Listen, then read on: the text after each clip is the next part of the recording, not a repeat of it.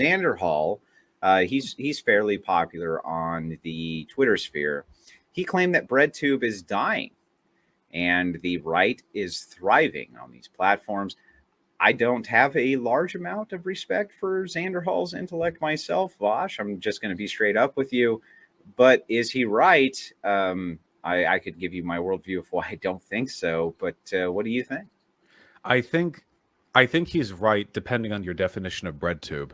The issue that I have right now is that it feels like there are elements of the online left, mostly like the mid to low size like video essayist crowd who are just are making themselves future victims of the same kind of 2014 era Gamergate skeptic, counter movement that I saw play out like 8 years ago, where you're getting like very insular behavior and unwillingness to engage with or address other communities and inability to understand other perspectives. The lack of introspection is happening as they close in.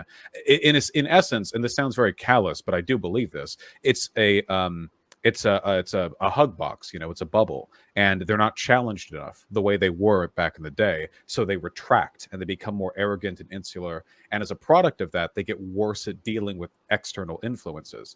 I don't think this is going to affect me because I mean not a day goes by without me ramming my head against external forces, but I think there is a big portion of the left that's really opening themselves up to like a really bad backlash, and I don't know if they're ready for that. So, would in your estimation, then engagement's key? Fear. It is. He claimed that BreadTube is dying and the right is thriving on these platforms. I don't have a large amount of respect for Xander Hall's intellect myself, Vaush. I'm just going to be straight up with you. But is he right?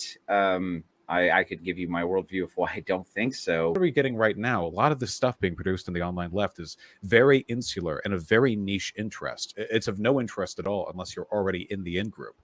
It's one of the reasons I really like ContraPoints. Every single ContraPoints video is interesting, even if you don't agree, interesting to a pretty ContraPoints broad... has been on here many, many times.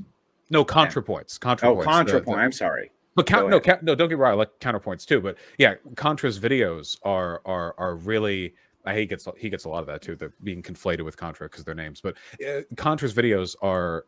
I think she does a really good job just throwing it out there to a wide audience, and I respect that. I hope that keeps up. I hope that's the energy we get going forward. Well, what are you going to do? And I'm just going to be completely frank with you. Mm-hmm. The debate skills of guys like Dylan Burns are garbage. Debate skills of guys like Xander Hall are not great. The debate skills of the people who would represent even the moderate the socialist movement, as you might call it now, who aren't even breadtubers, are not doing a great job of guarding the wall, as it were. And they seem less and less likely as they gain more and more clout to be at the forefront of these types of things. So, I mean, what does your side do about that? Is it going to always be the inevitable ebb and flow of the right wing is rearing its ugly head, and so BreadTube must retreat until their day cometh again? I mean, there's always going to be an element of that. I feel like Zan and Dylan's arguments are pretty good. I feel like, if anything, their arguments with the right suffer in some aesthetic senses. They're both pretty young, and I feel like if they're picking boxing matches and fucking, picking boxing. The issue is so much of this is optics. If you're like a kind of like kid look, like Dylan and Zan are both. It's not just that they're young; they like look young. Like I looked older than they did when I was their age too, and I had a deeper voice, and I carried myself differently.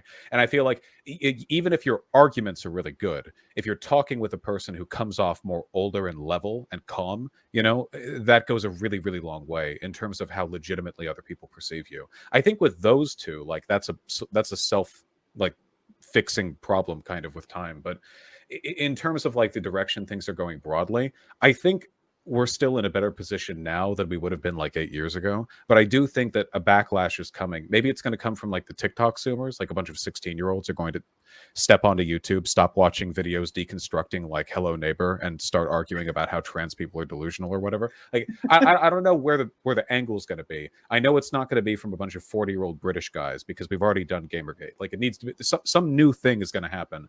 I guess I'm just interested to see how it will play out.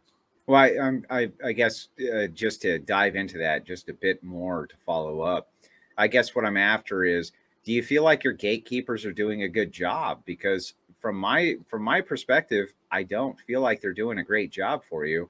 I don't feel like, to be fair, that the dissident rights gatekeepers are doing a very good job either, Bosch, to be honest with you.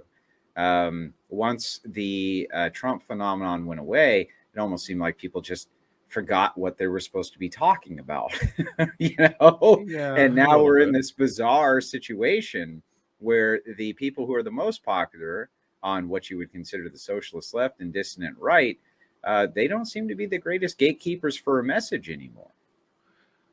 I think Dylan is. Hmm, I think that Dylan is limited in a few ways. Mostly, he can't get too dirty because he has external career concerns. You know, he was the youngest senatorial foreign policy advisor in U.S. history. There's a lot of other stuff there. Doing online like argument debate shit is like really messy work. You know, as I would know. So there might be some sort of conflicting ties there. I actually think Zan has improved a lot recently. I guess, I mean, at the end of the day, I have to hold everyone to my standard, and I think that I'm the best at what I do. Of course, I mean, yeah, I have to, So right? do I. Well, I thank think the you. same thing. I For me, appreciate that. not for you. Yeah, well, oh yeah, well, you know what? I appreciate your confidence anyway. I know, like, yeah, like anyone's going to assess themselves by their own standards, and to those Sure. standards, I think I do well. I think it's definitely like a point to improve. I don't watch that much of their content though, so maybe they're being cringier than I know. I like what I've seen. I think that that's a fair assessment. I just think that what you would consider the left wing gatekeepers of just 2 years ago, that the entire conversation has changed into one where we're just not even having a conversation anymore. You It'll know, come back. I hope we have a different conversation than the ones we were having back in 2017, though, because a lot of those conversations are feeling pretty played out. I don't know. I feel like I, I don't know. I wonder if I'm going to be like 35 years old and still arguing over like hormone blockers for trans kids or whatever. You know, will I be 45 and still talking about like whether or not a white ethno state would be good for this country? Maybe white ethno states like have been proposed and fought for hundreds of years. Maybe this is just some interminable mind disease that I always have to deal with. I don't know. not very successfully, to be quite frank with you. The white ethno state as a historic value is not very well fleshed out, which is why the arguments now are not very good. And I've walked through them. I can't tell you how many times, and they're more frustrating than they are anything. I used to say often with the left, they were interchangeable widgets. You could take one out and move another one in, and you would get the exact same rhetoric. But what I found on the dissident right is the same exact fucking problem.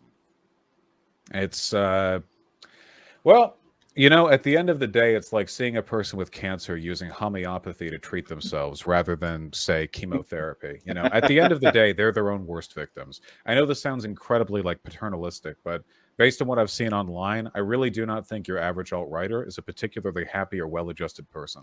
I understand this is a criticism that you could levy at a lot of left-leaning people too. The more radical your political views, the more likely it is that you're going to be, I think, a little bit detached. That just seems to be how radicalism works. But there's this like, you know, insistent misery that I see, and it's really unfortunate. You know, I mean, I'm very much like we're all products of circumstance. There are plenty of good, fine, well-adjusted people today who, if they'd heard the wrong Ben Shapiro, Jordan Peterson, you know, Paul Joseph Watson talking point when they were 14 years old, could be miserable right now. So hopefully, you know, we get people out of that as best as we can. Yeah, I don't. I think in some ways that's utopian thinking, you know. But I mean, it's fair enough. I try to do the same exact thing. I just feel like I'm constantly bashing my head against the wall in frustration. From my side, I don't even think people actually understand sometimes the words that are coming out of my mouth. I'm sure that you've run into that many, many times yourself. Engaging in politics online is just interminable suffering. I don't know if there's any getting around that.